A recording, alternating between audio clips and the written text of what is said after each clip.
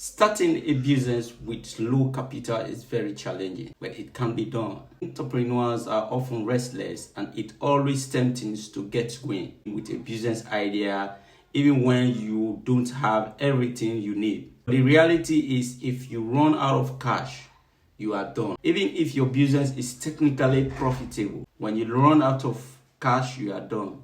So starting with a low capital works best if you get paid immediately. That is, when you sell goods, it's been paid for. Or either you have low overheads and you don't have high inventory or labor expenses. If you know you are starting on a small scale, consider this.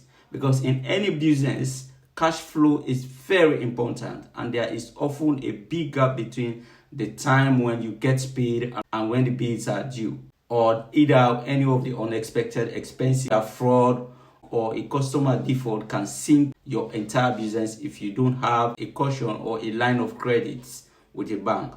So entrepreneurs have used personal cash to keep things going. So as your business grows, this problem will compound past the point where personal loans can help you afloat. If you are going to start with a very little capital, you need to plan carefully and conserve all the cash you can. This starts with your business model, the idea.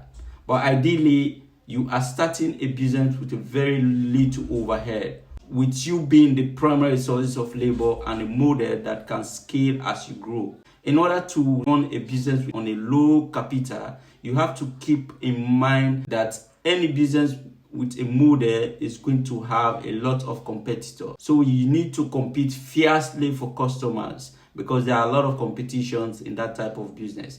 And in that competition, there are some things to keep in mind, which include, but not limited to, one, you don't spend a single dollar without thinking about how the dollar is going to grow your business.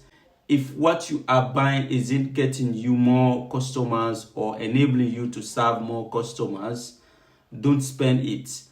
Keeping a lean mindset will keep you humbled and focused. Keep your costs low and make every amount count in your expenses. The next thing you have to keep in mind when running your business on a small scale is your business account is not your personal bank account. So you have to be prepared to take little or no salary for the first year of your business. For the first few years of your business, you may be the lowest paid employee because you want your business to grow. So get your personal expenses down to as low as possible so you know you are growing something. Don't assume you have to buy everything for your business. Leads are available for almost everything. The next thing you have to keep in mind is that you leverage the cloud and software as a service capability. Before you spend a single amount on any software, see if an alternative is available that can be used for a monthly fee. There are a lot of accounting software, cloud apps that you pay as user per month, and you can scale up or down as your business need changes. So you don't need to go in for those fancy things where you just spend money and you are not bringing any benefit to the business.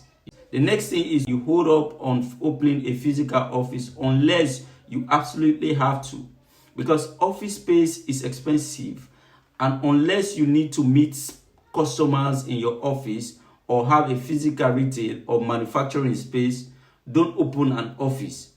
This is one of the things that disturb lots of startups. People want to have fancy office, even when the expenses they are incurring in that office are not coming. So don't buy any equipment new. Businesses go under the time. Almost anything you need, from office furniture to manufacturing equipment, can be purchased used. The next thing you bear in mind starting on low scale is make your business bankers your best friend.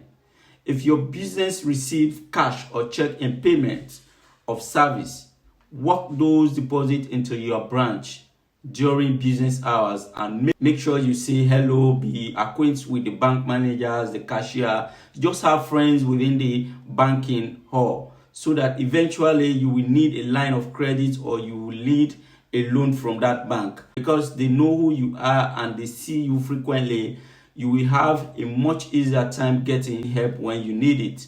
The next thing is learn some basic accounting principles. You don't have to be a CPA or even an accountant. You can always hire one. but you need to understand how to track your income and expenses and be able to determine which activities are profitable and which aren't. You also need to be able to forecast cash flow. I can't stress this enough because I've said this in a way to start and run a profitable business. Unexpected events and expenses will pop up. Without sufficient capital, you can look successful to the outside world and still go out of business. The more you know about your business, the more control you will have. If you have little money, just realize that you have more capital and you are running on a small scale. The next thing you keep in mind is you choose quality customers or quantities. A good customer who is easy to work with and pays on time is better than 3 bad customers who spend twice as much but never pay on time and are difficult to deal with. If you track the time spent dealing with lousy customers, you will quickly find out that you are actually losing money. Don't be afraid to fire your customers. If you know people are not working with the direction you want to go, just avoid them. Always keep in mind that cash is king and net profits is more important than lofty revenue goals. If you run out of cash and can't secure a line of credit or have exhausted your finances, you are finished. That business is not going to succeed. So to be successful, you really have to focus on high value activities and investment that grow your business. On the plus side, the habit you learn growing small business will serve you well in the future. Sometimes having too much starting capital is worse for a business. It gives the early illusion of success and leads to wasteful processes and business practices. Starting small, you will be more likely to maintain disciplined financial practice as your business grows. This is how you start a small business with a low capital. Thank you very much for watching, and I will see you in my next video.